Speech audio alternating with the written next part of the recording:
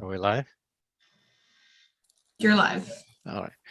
Well, welcome everybody to the 18 July 2022 meeting of the Annapolis Transportation Board. Thanks for joining us. The weather's been hot, rainy, and very wild on a couple of days last week. If the rest of you have done as little as I have during the past month, this is going to be a very short meeting, and for that I apologize.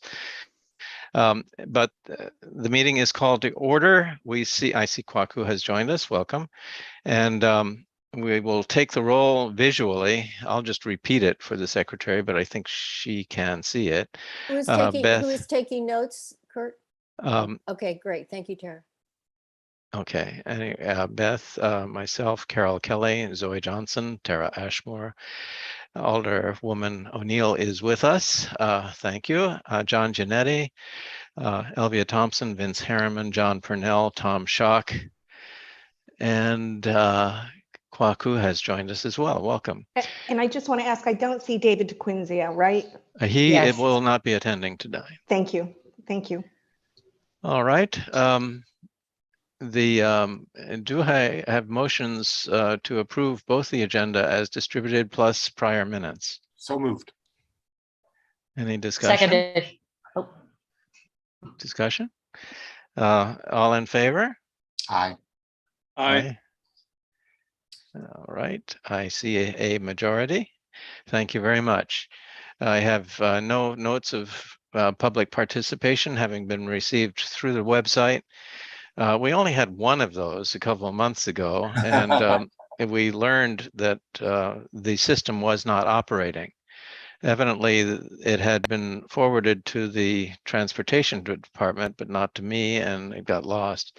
I'm told it's fixed, but we have no example of something that has worked successfully. So we are under the radar, and we should be more on the radar, huh? And Taylor Waters has joined us as well. The next item on the agenda is from Dr. Dua, Transportation Department update. Good evening.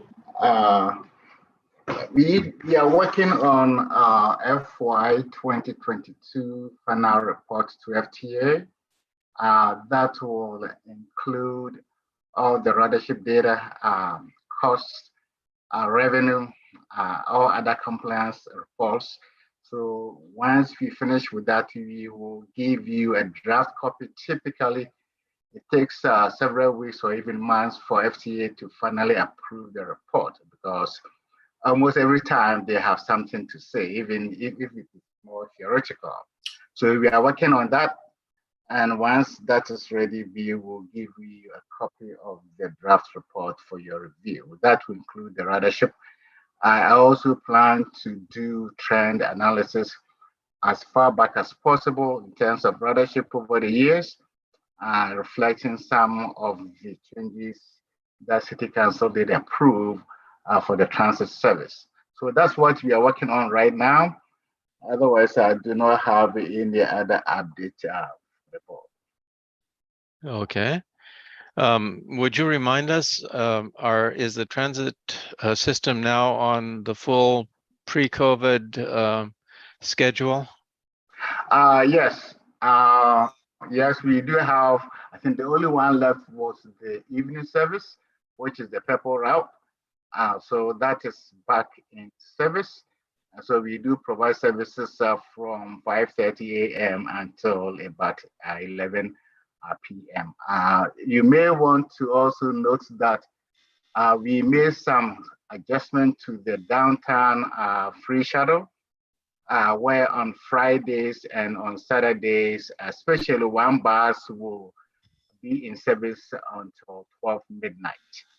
So that was a recent change that we did actually make to take care of those who may want to stay longer on Friday nights and on Saturday nights. So that is also in effect. Very interesting. Thank you. I have another personal anecdote. My daughter arrived from Paris at Dulles Airport last evening around this time.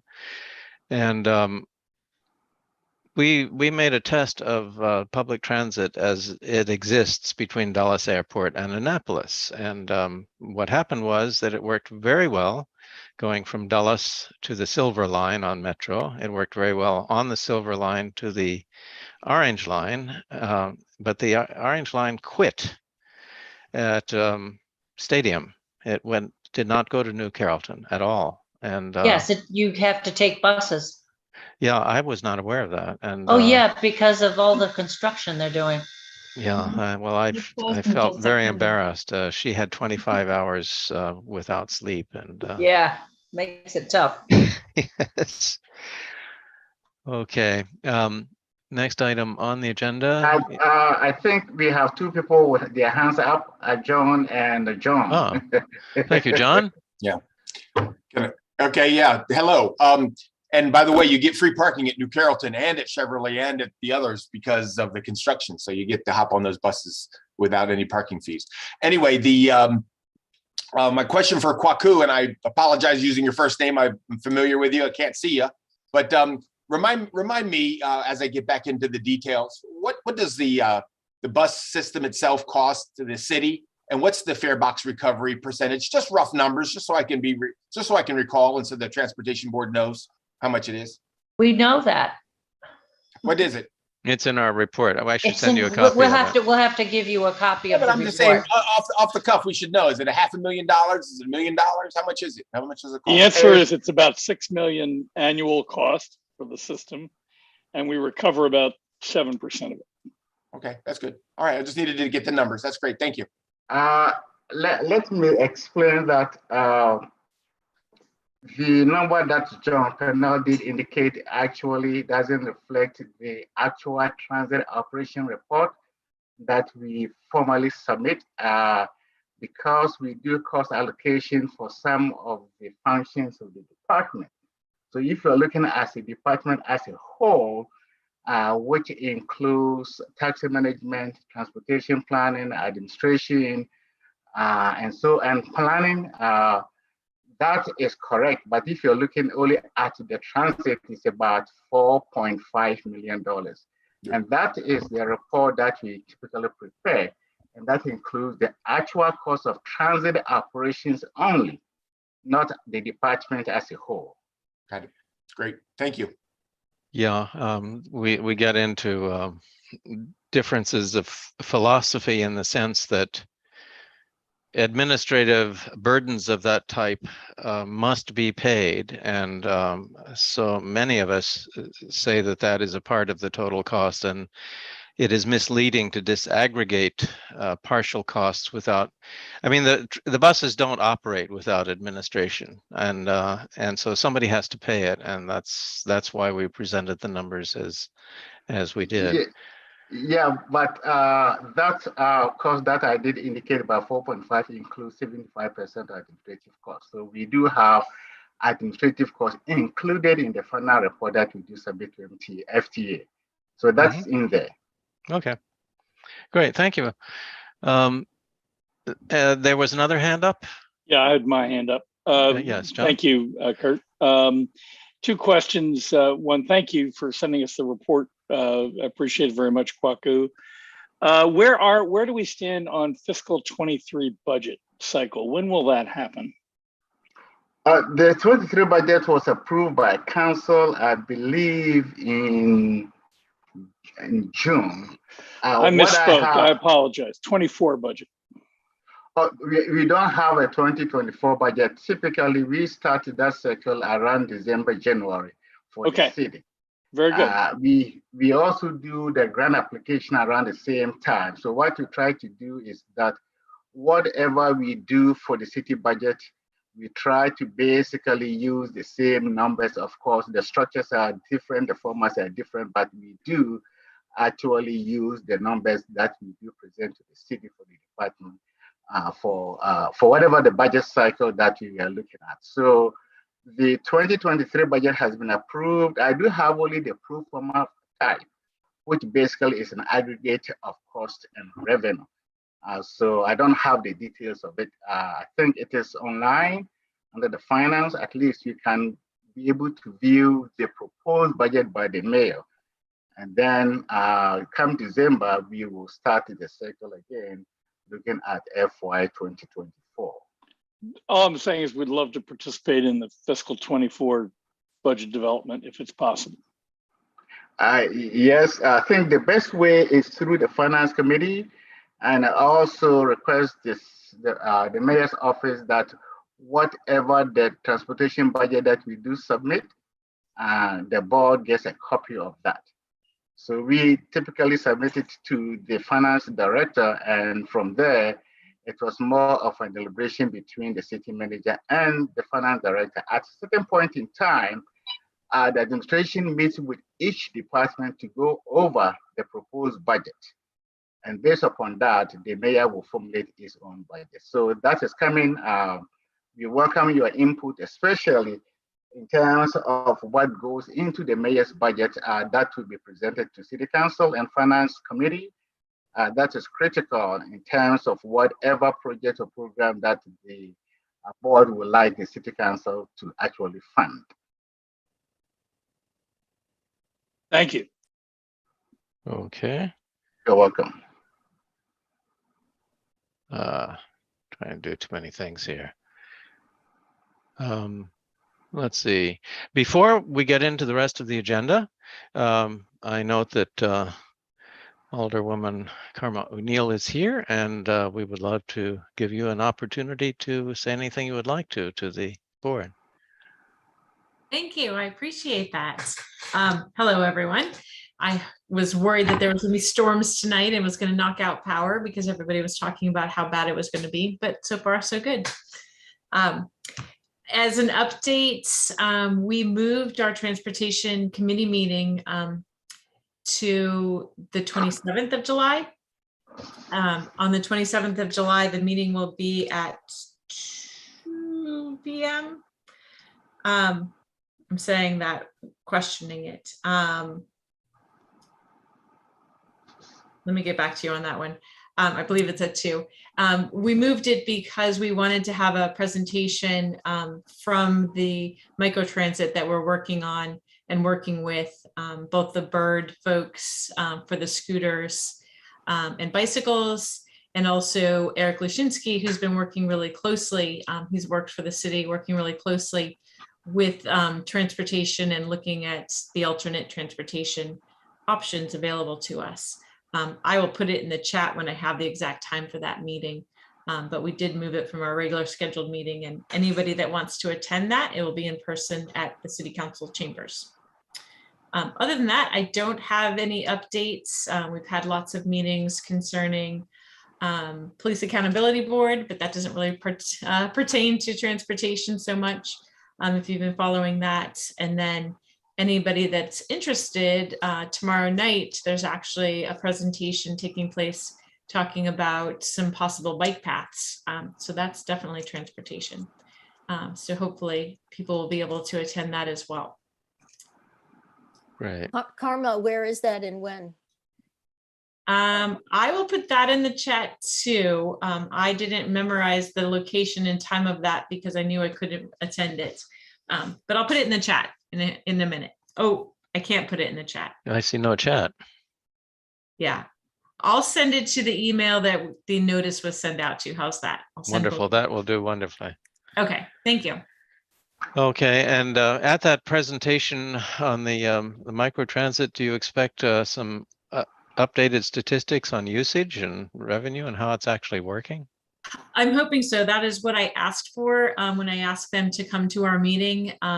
And also there was some feedback that I've received from other residents that I wanted to share with them and talk a little bit. One of the things that keeps coming up over and over again is that people in West Annapolis and people in Ward 7 are feeling left out because the VIA doesn't go to the Ward 7 area, like the Giant on Bay Ridge. And then people in West Annapolis are actually asking for possibly one of those 10-minute shuttles downtown, which I was told that that's happened before in a pilot. And but we're looking at some other alternates options for getting more people from kind of the outskirts of town into downtown without having to send them all to the parking garage, if that's possible. These improvements in mobility are wonderful. In the end, we would like to get numbers on the cost, of course. I know the contract was for $750,000 plus the $2 per ride, which is paid. And I just don't know how that's going to work out in cost per trip. My guess is that it is quite high, but the numbers will tell the truth. Definitely. If I may make a comment on that, Mr. Chair, regarding the VIA ridership numbers, I don't participate in the weekly meeting, but the previous ones that I did participate, they do actually provide ridership numbers. So once when they come to the meeting, they will have the ridership numbers and much more detailed because of the way that the system works. Whoever actually requests the trip, there is kind of a record of time. Yeah, I'm impressed. They gather robust and very accurate data, and it's the kind of thing that I wish we could do for every mode of transportation. So they do have that. However, in terms of validation of the numbers, we told them that there is no way we can validate the numbers. In terms of the cost, Mr. Riddle, I think you can request a copy of the contract from the city.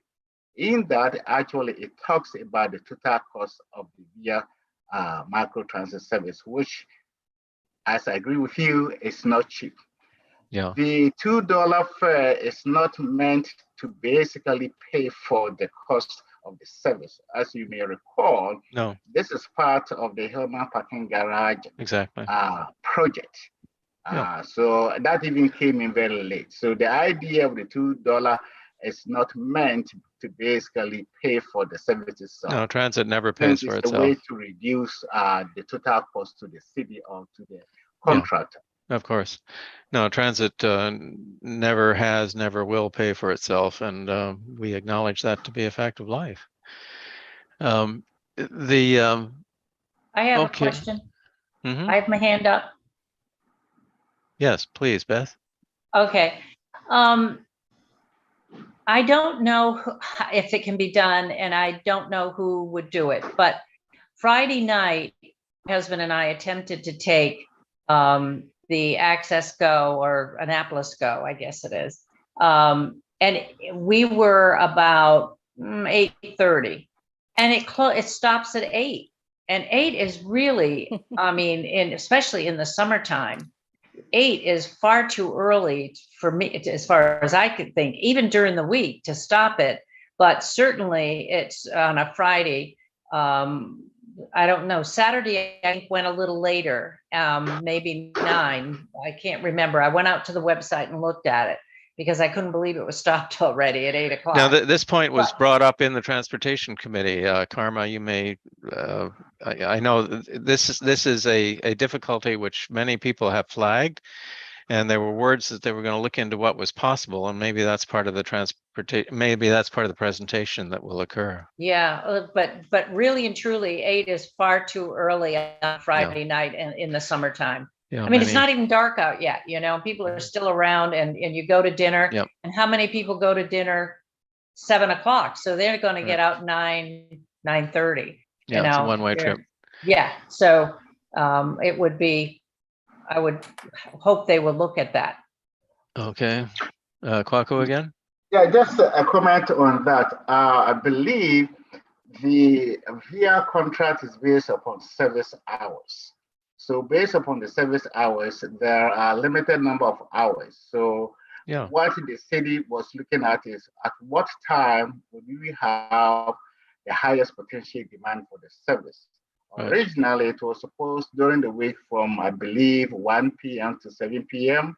And there was some feedback. So so far as the total service hours do not change, I think they will be able to move it around a little bit. But I believe there is an upper limit with respect to the total service hours. Kwaku, were you involved in negotiating that portion of the contract or not? No, this is typically AMRP. Yeah, project. that's what I thought, and I am guessing, but don't know for sure, is that they looked at all of the hours and the costs and did their best to find the sweet spot for the most service for the least amount of money, and that's what they came up with. Yeah. But you've got to serve I mean, if you want it to be effective, you've got to serve the people. And I just don't think stopping it that early really serves what they intend to serve. Right. Okay. The next thing is report from committees. John Purnell hands is up. Oh, John Purnell. We need a bigger hand. I need a bigger hand. I think my hand is big enough. Kindly, thank you. Dr. Dua, thank you. I remember the other thing I wanted to say, and that was to thank you and commend you for extending the circulator till midnight, being part of a theatrical production that lets its 200 member audience out at 11:10 p.m. That's a huge boon, and I will make sure that the 2 theaters that I work with know about it. And similarly, would like to make this comment to support Beth's discussion about 8 is too early. You can't get anything done effective with 8, and it's really got to go to midnight to catch the late diners and the people coming out of theaters and are enjoying the arts and entertainment of Annapolis. Yep. Especially if you want the people of Annapolis to go downtown and to enjoy the restaurants and the theater. That's what you have to think of. If it's tourists, it's a little different, but if you want Annapolis people, which is what I thought Annapolis Go was about, then you need to have it later. I predict that the inevitable conclusion will be, yes, we can do it, but it will cost more money. Okay, moving to reports. I have nothing on fare free transit. To you, John or Beth, have anything else? Nothing at this point. All right. I have nothing. All right. Legislation 0922, our members most interested in parking. Do you have anything? Tara, Beth? Oh, we have parking stuff, but not on this. We've talked about this. I've lost the bubble on where it stands in its progress towards enactment. Yeah, Karma. Karma, can you tell us if the off-street parking 0922 is been through council debate and it just needs to get approved if it's just on readers, or does the transportation board need to weigh in more than it has? It went through first reader and then it got sent to planning and zoning, and it's been in planning and zoning since late April,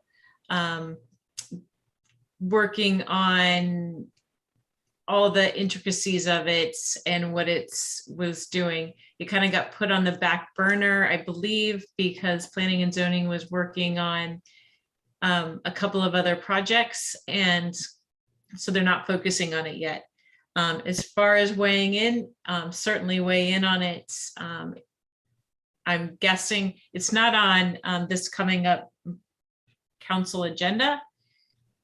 At least it wasn't on when I saw the first draft of the agenda. So it's on hold temporarily pending additional information, basically?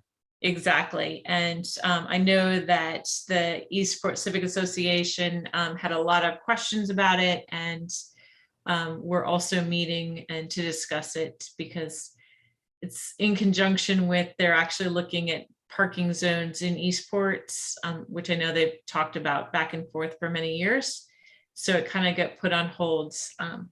My guess is that it will come back in September, because as you know, the council breaks, takes a recess for August. So we won't have a meeting in August. That being the case, and irrespective of what happens with the council, I do invite the members of this board who are interested in this subject to let's constitute a committee and make such recommendations as you feel we should make. If we could have a committee to consider this, bring recommendations before the board, and then pass such recommendations as we feel are appropriate. Who would like to participate in this? Is it Tara and Beth? Anybody else? There's got to be other people that want to do things. It can't be all the same couple of people. Yeah, those people most interested in an issue, I think, ought to be involved. My interest in parking is low. I concede. Yeah, but John, you were not here last month, and actually Brooks gave a presentation on why, and it was a very compelling presentation. It really was. I think he used some wrong examples, and I told him that, but that's beside the point. Shy me, but it was a compelling presentation, I thought, and he sent us the presentation, didn't he, Kurt? Don't we have it? Yeah, it was. I think it was Did you get it, distributed to John? you. Yeah, I you imagine should have that I did. I probably it should be in my catch email up. to you. I probably Yeah. have some catch up to do on it. So Yeah. I will take the homework assignment to find that presentation, watch last month's meeting. And if you would like to put my name on a list of people that are interested, you may. Okay. There was a pretty good update actually in the board meeting minutes. And Kurt, I know we approved the agenda, but I think we might have skipped over approving the minutes. No, I don't. We did them as a bundle. Did we vote at the sum? Okay, we did it as a bundle. Okay, thank you. Yeah. All right. So parking subcommittee members, I have Tara and John and Beth. Is there anybody else who would like to participate in this? Yeah, you should put me on parking. Okay, Vince. Anything else on this subject? Carol has her hand up. I do have a question. What I think it might have been answered already for the Alderwoman. I was wondering if you could characterize what the dilemma is with the council that sent the question back to planning and zoning, where I gather it will be undergoing considerable analysis in terms of the bigger picture of parking and transit in downtown Annapolis. There was no dilemma. Everything that goes into the council, and I'm learning this in the last 6 months, that goes on first reader is then sent to various committees for discussion so that it can be drilled down. For instance, anything that's transportation related comes to the transportation committee. The council has 7 standing committees. And there are 3 council members on each committee. So it goes to, I should have said it went to the environmental committee, it went to the transportation committee, and also to the planning and zoning after it passed first reader. And so once it goes through planning and zoning, it will come back to those committees for the committee members to either give it a positive to move forward, or ask questions before it goes to second reader and possibly becoming. Well, I'm happy to see that it's in the hands of planning and zoning, and particularly Eric Lushinsky, because there's no way around the fact that bill is very critical to what's done in the future about parking and transit in downtown Annapolis. I'm happy to have it under further study because it's part of a bigger question. Yeah. Okay. But that goes to another issue that I feel is sort of afloat in the board, which is that there needs to be public input on this matter, I think, because it's complicated, so it will be hard for the public to relate probably easily, but it's something that needs public input. And in regard, Kurt, to our failure to generate any online interest from the public, my criticism of that is that we don't do anything to engage the public so that they even know that we exist, and to recommend something to the council at this point, or to the committee, the transportation committee, would certainly be useful, but it would not be, in my estimation, enough of an input to move things politically, so to speak, as they will when the bill comes up for final final consideration or further consideration. So the committees are fine. Some people think the more the merrier, but the public is definitely something I think we need to look into, finding ways to engage more in these discussions. Okay, thank you. I particularly am concerned about the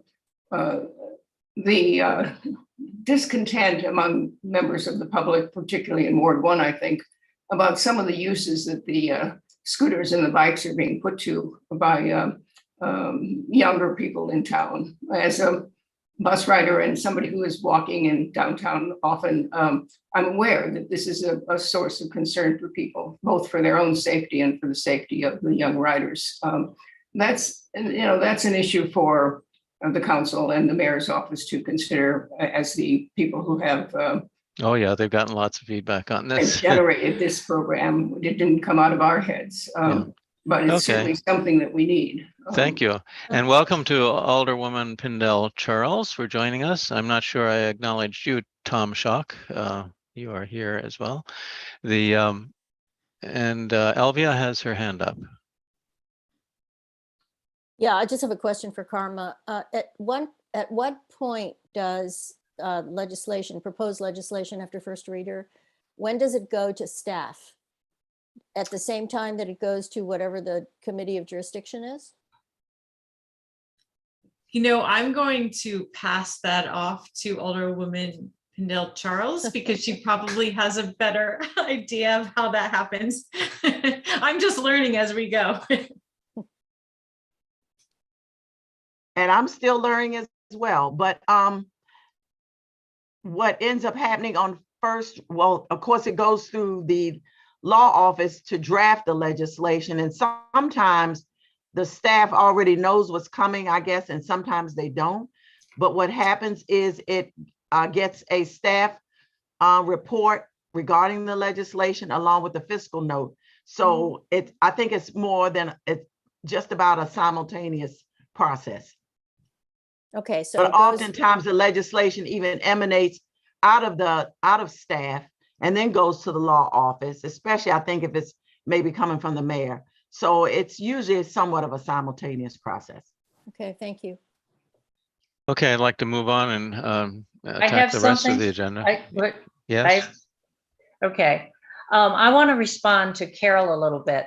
On the bikes and the scooters, I think in the very beginning that we saw a lot of young people in 2 and 3 on a bike and 2 and 3 on a scooter and riding up and down the streets and through the traffic on Main Street and stuff like that. But it's been weeks since I've seen anything like that. And I live right downtown. And as Tara does, and I don't know if she's seen, but I've seen very little of that. I see people using them as they should be used, and I see them, having been used and if they're sitting on the sidewalk or something. But I don't see that young kids using them like they were back in the beginning, or people doing crazy things anymore with them. So I think that was just a newness, and it's just worn itself out. And I'm sure the company has put a kibosh on it in some way as well. Maybe credit cards that were used or whatever. I don't know, but I don't see them anymore like Changes that. in every town. Changes in every town, including ours, are accompanied by complaints and growing pains. And I have some confidence this will be ironed out. Am I muted? Can you hear me? Yeah. Yes. Beth, I disagree. I'm sorry to disagree. Although that may be your perception in the areas downtown you are in, but I spend a considerable amount of time in Church Circle waiting for buses, and I know that is still the ring. That is still that's the sports arena there, and that doesn't change at 8 o'clock at night. It's happening at 4 in the afternoon. And that if this is the only area, I guess could be more easily controlled, but it certainly calls attention to it. So I drive through there all the time and I haven't seen any, but I don't sit there waiting. Women just last night, right in the center of Church Circle. Okay, Zoe? I I would say Bird is very good and responsive when you call them and send them a picture of where a scooter is located that may be blocking a sidewalk or, you know, in a dangerous spot. They're not as good about picking up the scooter within the 24-hour period. So, I mean, they sometimes, even though it may be blocking a sidewalk, it will sit for almost the 24 hours before, you know, and many times I call them in or, you know, I have the number so I can phone them in when I have a concern about one. But I noticed a couple, at least two, blocking the sidewalks on the approach to like the Naval Academy Bridge today. So I don't know if it's a 24-hour or just a 12-hour period, sort of how to get those moved faster, or if they could have a priority of driving around and looking for those that are blocking sidewalks. Does Bird's cyber fence exclude the Naval Academy? They cannot be used on the Naval Academy. I'm talking about the sidewalks around the know. Naval Academy, Right. like that, you know. So they're not admitted. That's what I monitor. Yeah, I understand, but there's they just wouldn't work in the academy. They're turned No, off, I think right? I think they lose Yeah. power. Okay. I was talking with one of the guys that was picking a couple up here, one in front of my house and one just down the street a couple weeks ago. And he told me that they do try to pick them up within 24 hours. Because this one had sat here, the bike had sat here for three days. I didn't know what to do at that time. And he said, always, he said, if you see it, just call me, like you said. Mhm. And he said, we'll pick it up. He said, we do try to always pick them up in a day, but if we don't get to them necessarily for one reason or another. But there was three of them just within my eyesight on Market Street for some reason. I don't know how many more there were, but three. And but they were there with the truck picking them up. And he did say Okay. one day, 24 hours. Next item on the agenda is bicycles. Vince, you were going to look at bicycle rack locations with recommendations? Yeah, I've actually have been mapping that out, and I should finish that up shortly. Okay, that the city has asked us for that, and if you have I'll take- suggestions that we as a board can make, I think that would be very helpful. So we're at new business. Is there any new business? These are somewhat the items that are mentioned in the agenda are very general. Zoe and I have not gotten together on this safe bicycle paths initiative, but we have good intentions to do so at some time in the near future. Nor have we addressed the big transit picture, and that Beth mentioned that she wanted to pursue that as well. Does anybody else have anything they'd like to say on these two topics? John Giannetti? No, I have a new item concerning something that we discussed earlier. So if you want to move from that, it's something that we discussed earlier. A motion. Yes, please be our guest. Okay. I move that the Annapolis Transportation Board recommend to the appropriate department in the city of Annapolis to examine the Annapolis Go mobility contract and explore adjustment of the hours for service to 11 p.m. during the week and midnight on Friday and Saturday. Okay, is there a second? I second. Discussion? If I can get the first chance at it, I think, You listen, bet. it's good coming out of the transportation board. This is exactly where we should be. We're not demanding anything. We're saying, hey, let's take a look at it. I think it's I think what I heard from Beth, and I think John also mentioned that this is, we're learning as we go along, and there's nothing wrong with, perfect is a verb, right? We get more perfect as we go on, and let's try to adjust the hours. It seems like the hours for Annapolis Go is going to be in the evenings. And so if we can get the same coverage and, adjust it starting at the dinner hour and going through midnight on weekends, let's at least recommend it. And if not, at least it shows the will of this group. And I think that it would be good for somebody to hear from us. Okay. I agree. I'd speak in support of the motion because I think it codifies, I think, something we intended to do in our earlier conversation. And I think it gives added purpose to the board and a specific mission. So yeah, I'm all for it. All right. Any further discussion? If not, we will move to a vote to accept the motion. All in favor, aye. Aye. Aye. All opposed? It appears to be unanimous. Thank you, John. Here, anytime. Would you send me the exact wording and I will transmit it on behalf of the board, the exact wording, and I will send it to the city council. I graduated from the Frank Purdue handwriting course, so it's chicken scratch. And so I will type it out and send it to you. Yes. I got to meet and have lunch once with Frank Purdue, and I really looked forward to that because I remembered his "It takes a tough man to make a tender chicken" commercials. Do you remember those? Yeah, was chicken on the menu? Was chicken on the lunch menu? That's what I want to know. Well, I thought I was really looking forward to that conversation, and I was disappointed because all he wanted to talk about was the chicken business. Well, that's the and in very very financial terms. Okay, thank you for that, John. Is there any other new business or initiatives? If not, we'll go around the table. Everybody has an opportunity at this point in the agenda to say whatever they like, and I'll go through the list, beginning with Elvia. Okay, thank you. This is sort of tangentially related, or you could say not related to this, but Annapolis Green has a grant to work on a campaign about cigarette butt litter. And what we have seen kind of, on a case-by-case basis, not any hard data, is that a lot of the cigarette butts are around bus stops.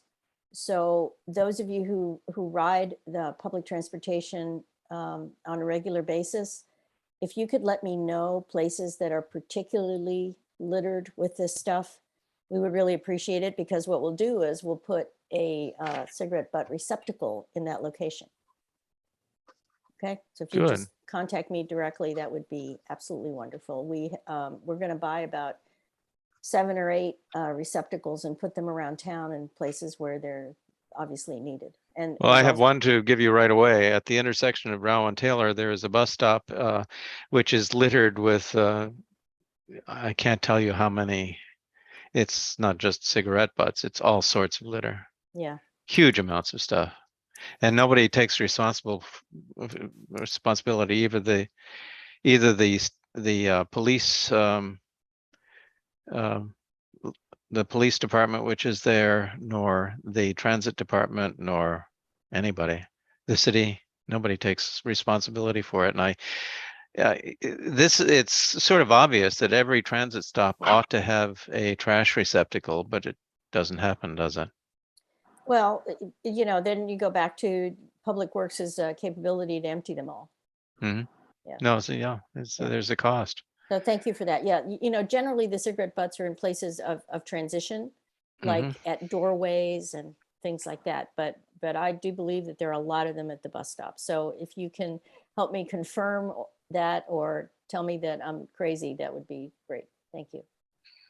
Okay. Next is Zoe. Mr. Chair, talking about the bus stop that is littered with trash, is it Taylor Avenue and which one? Taylor and Rao Boulevard. Okay, that is the stop used by the county transit system and then MTA. That's true. So yeah, I can relay the message to Sam Sneed at the county level. That would be very helpful. Thank you. All right, Zoe, you're next. I don't have any updates this month, Kurt. Okay, Taylor Waters. Hi, I'm just listening, nothing to add. Thank you. All right. Beth? 2 things dealing with parking. Well, actually 3. One is we had on Market Street, I think I brought it up last meeting, a non-resident who had a residential parking permit because he had a boat out on a mooring ball. Now, it's like, you got to be kidding me. So his parking permit was looked into. Oh, and he was very proud of the fact that the parking permit was for 30 Market Street. Now, there is no 30 Market Street. Market Street starts at about 79, 78, something like that. So it was looked into. He's had it removed. Well, of course, it's ended because, you know, it's the end of the year, start of the new year. And he's not gotten another one. Believe it or not, he apparently went to city council last month and complained that he didn't have his parking permit and he isn't even, I mean, he's not even a resident. So what can I say? He's a resident of Delaware, by the way. And the other is, there was a handicapped sign that had not been removed after the reason for it being there had ended like a year or so ago, and it just simply was overlooked by the state, and that has also been taken care of. That has been removed. If you see things like that, you can always, ask us, you know, to do something about it. Ask Ellie to do something about it. Ellie won't do anything about the handicap. Neither will the city. It's up to you to call the state and get that handled. But the rest of it, yes. The other is something I have brought up a couple times, and that is about homeowners that are non-residents and do not rent their homes being able to get parking permits. At this point, they can't. They get parking permits for their own car, but they can't get guest parking permits. That is being changed. Apparently, it's been worked on, and it's before the lawyer is in the lawyer's office being written up, whatever they do when they write them up. And so that's going to be changed. I don't know what to, but it's going to be changed. All right. Thank you, Beth. Tom Schock? I don't have anything. Thank you. Thanks, Tom. John Giannetti? Yeah, not going to surprise anybody. I got about 3 or 4 things that are on my mind. For one, I think that it's important that we as a board, a transportation board, look over the horizon and realize that a new Bay Bridge is coming. And we're either going to have a seat at the table and have something to say about it, or we're going to just be seen as a person that's standing in the way. And so I suggest we sit at the table and try to make sure that this Bay Bridge has what we want it to have. And I think that should be make sure that it's pedestrian friendly and bicycle friendly. And I think that's a big, tall order. Recently, the current administration has taken away bike paths on some of the bridges. I know the bridge that's down off of 301 Route 5 has been taken away because they said it's too expensive. Well, you know, Alex Pline used to be on this board, chairman of the board after I was, and he has a lot to say, and it's almost impossible to find a way across the bay. And if we could make it pedestrian and bicycle friendly, besides, you know, what it currently is, I mean, an enhancement of the current type of service that we have, that would be wonderful. Second, so I think we need to be thinking of that and how we're going to approach that as a transportation board. I think also I'm considering, you know, thinking about West Street and what a transportation nightmare that is, and how we can improve the traffic flows down through there. I'm thinking about Rail Boulevard and turning it into some more of a monumental issue, and put some monuments, famous Marylanders down through there, and that's a transportation issue if we deal with that. But Richmond has a lot of Confederate generals monuments they don't want anymore. Well, that's the thing. Richmond doesn't know. Richmond doesn't realize. I mean, and you know, Arthur Ashe is down there on Monument Boulevard, but we have Harriet Tubman. We have you know, we have some incredible Asian, Black, female, and male historical figures, and we should have it in our city as we approach our capital. And also, last, John, which street are you talking about? Rail Boulevard. Rail Boulevard? Oh wow. Rail Boulevard, yeah, down Rail Boulevard. There's plenty of room. And then you know, there's a piece of land that I'm trying to figure out what the best thing to do with. And Director Newell, when he was in charge of the transportation department, often was an advocate for a transportation hub, and his idea was to put it at the corner of like West Street and Solomon's Island Road up there at that you know, abomination of a strip mall where it has a marijuana facility now. And I think that we have to think about, you know, how we imagine in the future people coming to Annapolis. And there's plenty of cities like Charleston where you sort of ride to a facility that's provided by the city, and you hop on a trolley, and that's it. That's the way you get into the city. You don't drive your car into the city.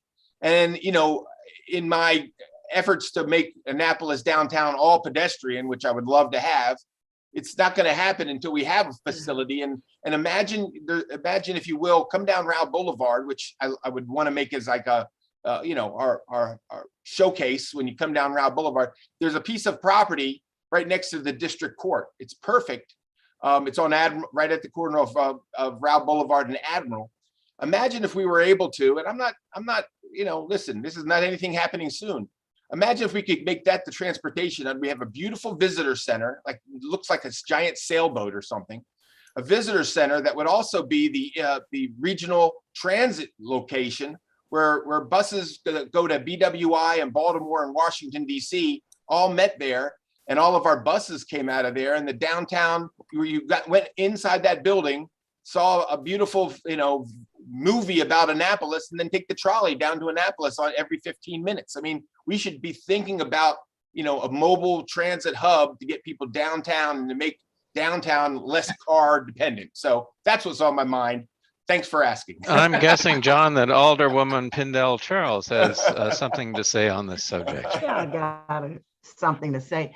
Mr. Giannetti, it's my understanding, I have not met with the new transportation director for the county, but it's money is being planned. We got an email, I think about a year ago last summer, that there will be a multimodal transit center at the Annapolis Mall on the Bestgate side where M&T Bank is. I didn't know if you had heard about that. No, I didn't at all. That's great. That's good to know that somebody's thinking about it, because that's the key. But I don't necessarily think that necessarily has to just be ours. I mean, I don't know if I go to the mall, that might be too far to get to Annapolis, but that's great. That is great news. That is great news. So that it's been money put aside for that.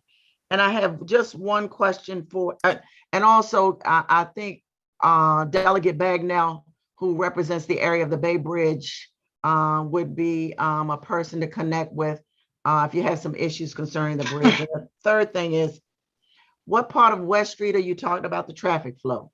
Well, this is something, listen, when the Mayor Moyer and I were working along with Alex Klein, we're trying to come up with a bicycle path that would take you from Summit to Sand, from the highest elevation in Maryland, out in Western Maryland, all the way down to the Eastern Shore, down on Assateague Island. And so imagine a path, and that's sort of what brought up the issue with the Bay Bridge. But you're asking about West Street, and the issue came up that West Street, is the historic entrance into our town. That's the way that George Washington came into our town, right before Route Boulevard was even built, and that bridge over Campus Creek was built. Is that it, or College Creek? I can't remember. But anyway, so the issues, if you ask anybody about when their blood pressure rises coming into Annapolis, it's probably it's probably when you come down West Street, because of all the left-hand turning traffic as you go down West Street. And it's it's a real problem. There have been people who have made suggestions, and I think it's something that we should at least start talking about to improve what I think is a traffic issue. So if you have to put a point from the city border at Solomon's Island Road and West Street down to Church Circle, I mean, that's what I'd like to take a look at. Well, isn't the problem that West Street is a state road, not a city road? Yeah, but we doesn't mean we give up our rights to make recommendations concerning roads that are in our city. Well, that's true, but it's how much control do you have over that? The one thing it took the city 20 years to do, and I made it a priority in my administration, to get that traffic signal at Western Gibraltar. And that was a lesson in patience, fortitude, and a whole lot of other adjectives that I won't use. But it finally, unladylike. Unladylike. But it finally came to fruition, and it has made a tremendous difference.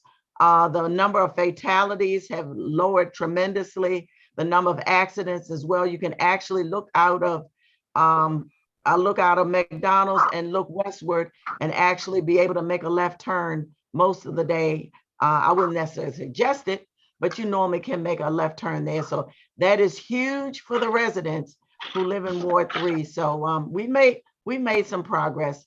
We have an excellent relationship with our state highway administration leadership, Ms. Tran, Ms. Brickus, and the other folks over there. So because we've had to do that, because we abut this and we have a lot of state involvement. So it's been a tremendous partnership, and they've done pretty much everything we've asked, looking at the crosswalk at the library, which is in Alderwoman O'Neill's ward, and all the way up to Old Solomon's and West Street, at Parole and West Street. So we made tremendous strides in mitigating those things that you have indicated here, Mr. Giannetti. Right, and I thank you very much for your diligence and your work. And there's no one on the council I admire more, and I appreciate your patience and diligence in getting those things done.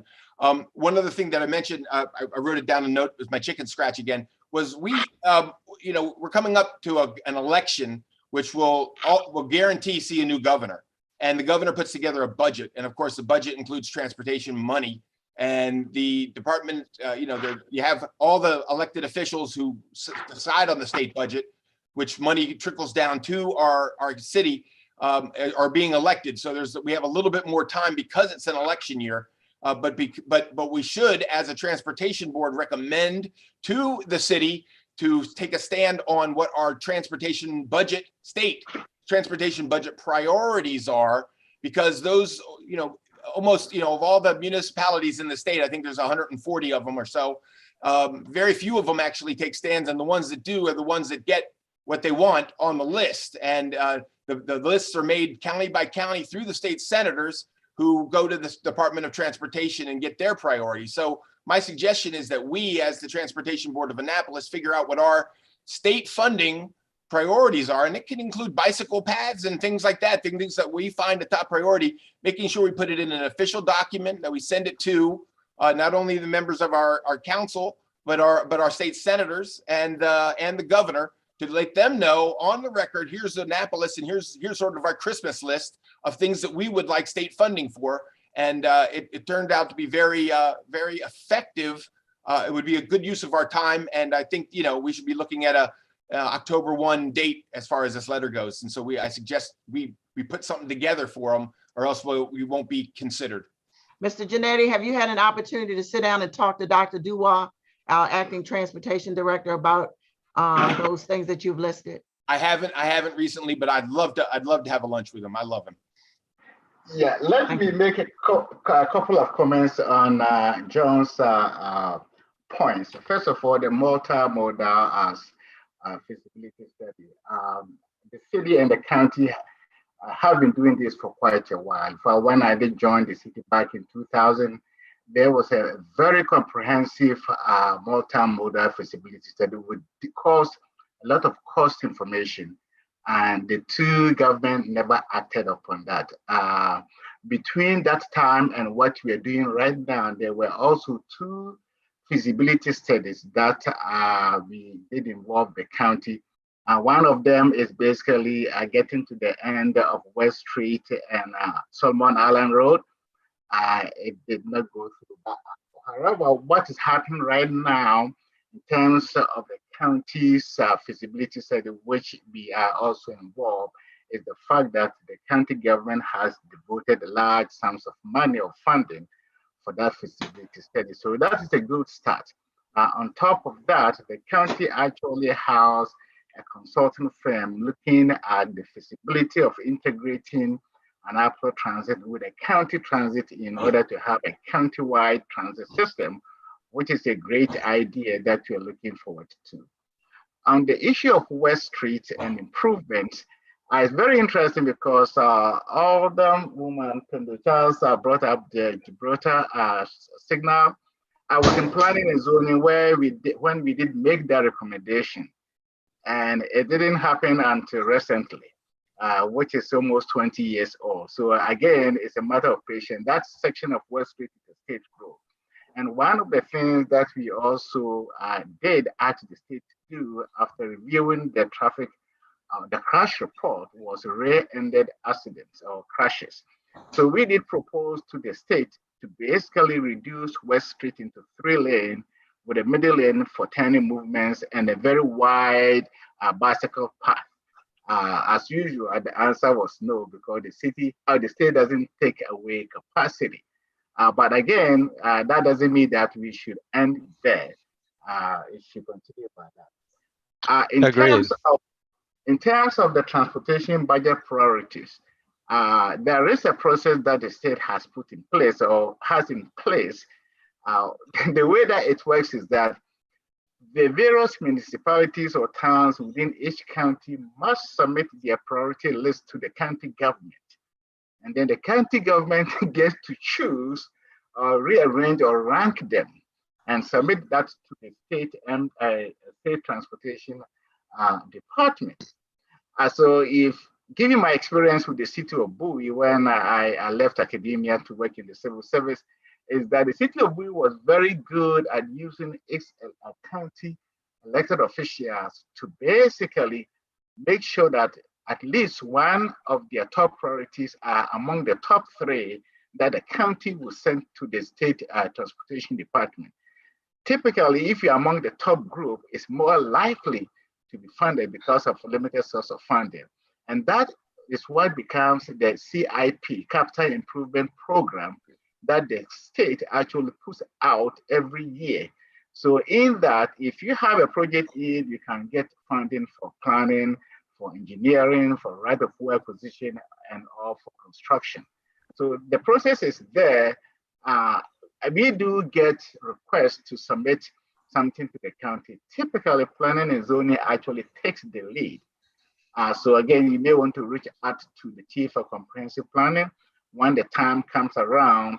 If the board has some other priority that they want to include in the priority letter to the county government to be included in the priority letter of transportation projects to the state, that would be great. But there is a process that goes on. Typically, it goes through the county. And so that's how most smaller jurisdictions don't get most of their priorities to get done. But if the county government sees it as a very important to the need of the small municipality and the county, and then it's more likely. So thinking about those projects, think only not for Annapolis, but how it can actually be beneficial to the county as a whole. That will actually give you a better chance of getting the county to put it on top of the priority list. Thank you. Could I ask you, John, to take the lead, digest all of the discussion that has occurred on this subject, and take the first steps toward the kind of statement that you think the Transportation Board ought to advance with respect to priorities? I'll have something our next meeting. Okay, and anybody who would like to participate, I invite you to join John on that. I'd like to react to one of your suggestions, which is I'm in heartfelt support of, and that is that as we move toward the construction of a new Bay Bridge, that Annapolis have a seat at the table. I don't know if you're aware of it, but in a sense, we do have a seat at the table on what is called the Chesapeake Bay Bridge Reconstruction Advisory Board. I have a seat on that board, and I would like to work with you, John, and with anybody else who is interested in this subject on 2 elements of a recommendation from the city to the state to cover not only bicycle and pedestrian access across a new bridge, but also a flattening of the curve approach. We have spillover problems from traffic during times of congestion at weekends. They come into Annapolis and lots of other places along the access route to the Chesapeake Bay Bridge. And it's a heavy lift because there's some hostility to the idea of variable pricing to accomplish this. But I have enough economist in my bones to appreciate the value of variable pricing during peak periods to level the curve. It turns out that you don't have to move very many people off the peak in order to have a tremendous difference in congestion. And so I would like to see us make a recommendation that charges the state to make a study and a trial program of some sort of peak pricing approach that would level the curve and reduce congestion. Would you like to work with me on that, John? Absolutely. That's right up my alley. I love that stuff. Yeah, great. All right. You know, they did that a few years ago. Yeah, I know. It just didn't do very well. Now, I don't know why, because they certainly advertised it and they tried. And, you know, now if they do advertise what hours is the best to go, and you also can go out and look at the traffic and see if it's bad or not and go at that time. I mean, Jim and I do that all the time. Yeah. And there are a number of things that can be on this list. It's not only pricing, but also I think the week begins I and don't know why it didn't work the first time. There are other approaches which include, for example, changing the day of the week that rentals start. You could just get the folks in Ocean City to start promoting 4-day packages from from Friday to Monday packages. Or Wednesday to Wednesday. Right. And exactly. To get people to travel different days. But now that everything's electronic, I mean, imagine, people aren't even going to know. Of course you advertise, but if you happen to hit the bridge from Friday 3 o'clock to Friday 9 o'clock, you're going to be charged $10, and you'd want to avoid it. You're going to not go on the bridge during that time. But but it didn't work before, John. That's what I'm trying to tell you. That's because people, it was a hand toll. It was a hand toll. It wasn't, you had to pay the money when you showed up. Now you're just going to get billed. No, it's electronic. It was electronic. It's been electronic for a long time. They did it just a few years ago. Okay. And it just did not work. Well, we have to look at experience. I'm not sure that is correct, Beth. That there are subtleties here that I think we ought to examine and find out what experience was, what it's been elsewhere, and how it could be made to work. Anyway, that's all I need to say about that. And John, I'm looking forward to working with you on that. And anybody else that wants to get into I want another chance to come over to your house. I'd like to see your house again. It's been many years. Good. All right.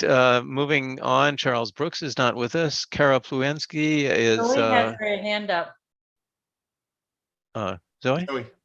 Yeah, Kurt, I mean, I'm glad to hear that you have a seat on that table. I'm wondering, who are you representing? Are you representing the city or this board on that, or a personal interest?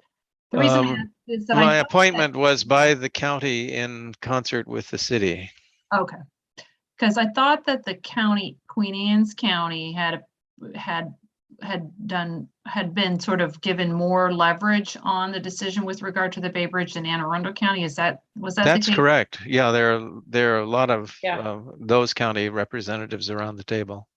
Okay, so yeah, because the Naval Academy, definitely we have interests as well. So on the spillover effect, I don't have a recommendation with regard to the solution to the problem, but definitely are interested in exploring the issue and encouraging, the development and the design of the bridge and to address those problems. So I'd be interested in joining that discussion. Wonderful.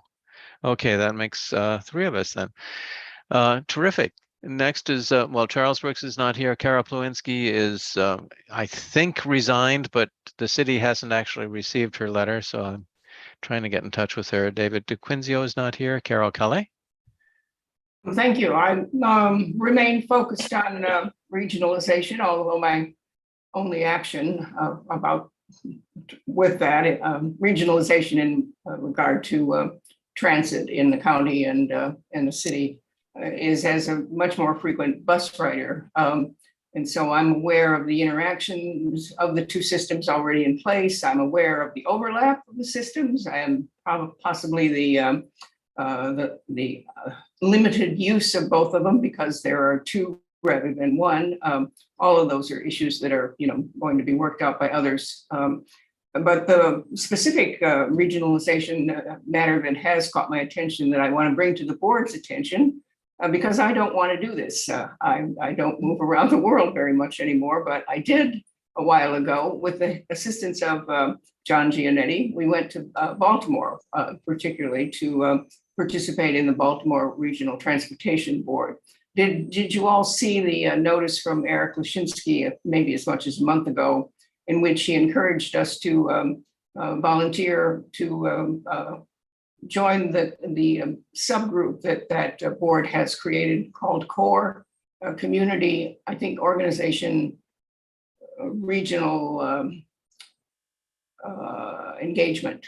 So it's an effort to bring together community representatives of various regions in the larger Baltimore metropolitan area to talk about regionalization. And Anne Arundel County is a big county, and Annapolis is a critical, significant place, a destination for thousands and millions of people. So I think even though we would just be part of a larger group by being represented there, it would be important to our interests to be a participant. So I'm saying I don't volunteer, but I hope that somebody will look at that invitation and consider applying. So I actually did apply. Oh, good. And I'm not sure, what it says about them, but they accepted me as a member. Excellent. Good for you. And I had to clear it with work. Obviously, I can't be on boards related to transportation without clearing it at work. So that went through fine. So I've not participated in any activities as yet. But no, Carol, I did sign up. I didn't know if anybody else was planning on doing so, but I didn't. Okay. Great. Good. Vince Harriman. Thank you. I'm sorry I missed the last meeting. First of all, a very warm welcome to my friend Taylor Waters. So glad she's going to be joining us. Second, I was lucky enough to run into Kwaku at the post office a month or so ago. So it was very exciting to actually meet somebody in person that I look at on these tiny screens all this time. The third thing is I wanted to follow up on what John was saying about Richmond and ask the question, has the city ever looked at our own Confederate and unsavory past to make recommendations to the city? I lived for a decade on Franklin Street at the intersection of Taney Avenue. For those who don't know, Roger Taney was the architect of the Dred Scott decision in the Supreme Court, and it always pained me to live there and to think that we were honoring this person who wrote one of the, He had a statue removed from lawyers. Yeah. What's it called? No, it was in the front of the Lawyers State Mall. House facing Yeah. the water. Yeah. That's Lawyers Mall. Right. And I don't know if that would even be something that we should do, or I should reach out to Karma and talk to the city, but it's something that's been on my mind a lot. And John, thank you for bringing that back up, because I would love to see Taney Avenue renamed to something better. Don't they say Taney? Yeah, people say Taney, but it's historically Taney. it's Taney. I know, but they call it Taney, so it becomes a different name there. Yeah. I think in Virginia it's pronounced Taney, and in Maryland it's pronounced Tawny. Now Right. they pronounce it Taney. The people who live there pronounce it Taney. Right, no, when I lived there, I pronounced it Taney, knowing that it was correct to call him Tawny, to avoid that. But I'd much rather see new signage and new, these things matter. So, And listen, I think it's within our power as a board, as a transportation board, to rename a road. And I think we can make a recommendation. You can make a recommendation, but I don't think you can do the naming. No, we can't. County has to do it probably. Maybe city. right. So I don't know if there's any appetite to, create a committee to look at names and possibly make some recommendations, but I would be interested in that. And then last, it'll be Harriman Court afterwards. Exactly. I moved, so I don't live there anymore. So did Tawny. Yeah. Kurt, I don't want to step on your toes, but I hope you're going to say something about James Webb tonight, because I don't know if everybody realized the significance of what happened this past week. I'm going to let Kurt. Yes, well, you may have followed it more closely than I have, but it is deployed. It's producing its first images, and It's a stunning example of transportation on the highest of scales. Right. And if you're curious, go to something called Web Compare. John Christensen put this together, and you can actually, there's a slider so that you can see Hubble views versus James Webb views, with the exception of, I guess, of the deep field view, which to me is the most significant photo ever created by humans, but James Webb is already challenging that. So I recommend you check that out. Yeah. Just to add into this, I actually I own the rights to the website rocketchaser.com. I'm a big space, nerd. And Kurt knows this from our brief conversations a year ago or so on Facebook. But I'm telling you, you can go right on the website, go onto the NASA website, and you can download high resolution pictures onto your phone as your background and as your lock screen, and it's just incredible what they're doing. Yeah. The birth of 13 billion years in the past we can see now because of that telescope. Incredible. It's really quite astonishing. The telescope is very large and has very high resolution, works at infrared wavelengths that we cannot see from the ground, and is looking at light that's been redshifted out of the blue into the infrared. It's just astonishing. Okay, next on the list, thanks, Vince. John Purnell. Thank you. I don't have much to report. I did have the pleasure of meeting our new director of planning, Mike Laplace, on the circulator today. So he's using the city provided transportation to the Park Place garage, and we had a very nice conversation about his experience at Princeton. Might I be permitted to share something in light of Vince's comments? Sure. Does somebody have to do something, or can you just turn it on? I don't think I can turn it on, but it's not a big deal. I'll mention it later, but it's a wonderful. Have you tried? I don't have a button down there. Oh, share screen. There it is. So this was in regards to the Webb telescope that I received there we go. recently. I don't know if you can read that.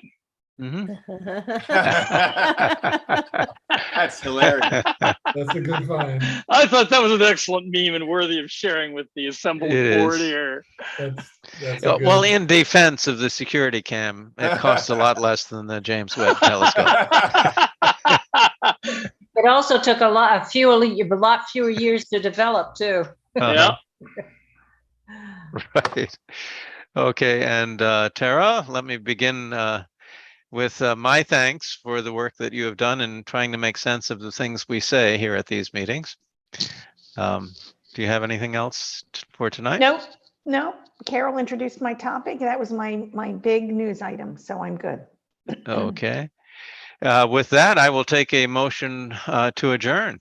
So moved. One thing I want to mention, Mr. Chair, Mr. Harriman, you may want to reach out to the Annapolis Historic Commission, Annapolis Heritage Commission, Marcy Taylor Toma, regarding Tawny Taney, and find out from them if they want to work with you on that. That probably would be a project that they may want to work on. One thing we renamed a couple of streets in Parole several years ago, but the streets that we renamed had no residents that lived there. So it was an easy sell. I would suspect, and I can't speak for sure, when you start changing the name of a street, of course, the residents may have something to say, no matter what the name of the street is, but just put a pin in it. That's all. I also think you have to go through the post office. I would think so. You have to work with the post office too. Right. Zoe, did you have something else? You're muted. I wanted to mention or ask about, are we meeting in August? I know a lot. Oh, thank you for bringing that up. Yes, at our last meeting, we had informally decided to conform to city practice on this and not meet during the month of August. And I wonder if that is still the sentiment of the group. Yes. Yes. Yes. Okay. All right. And then we will all meet again in September. Great. Is there a motion to adjourn? So moved. Second. All in favor? Aye. Aye. Thanks. The majority has it. Thanks so much, everybody. Thank you. Have a everyone. good Thank you, evening. Have a everyone. good rest of the August. Yes. Josie,